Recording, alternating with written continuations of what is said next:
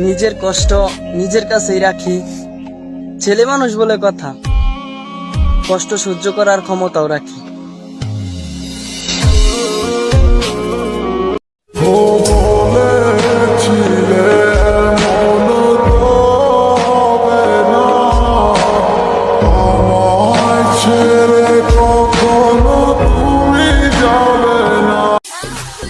আমি নাটক পছন্দ করি না, থাকার হইলে থাকবা, আর নয়তো ডাইনে যাও বামে যাও ভেবে নিজের রাস্তা মাপবা।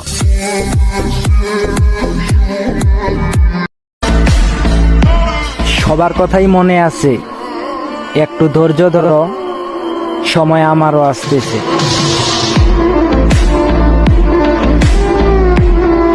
আমি ঠিকই ছিলাম, কিন্তু কিছু কিছু মানুষের ব্যবহারে পাল্টে গেছি, আর এখন আমি আপডেট।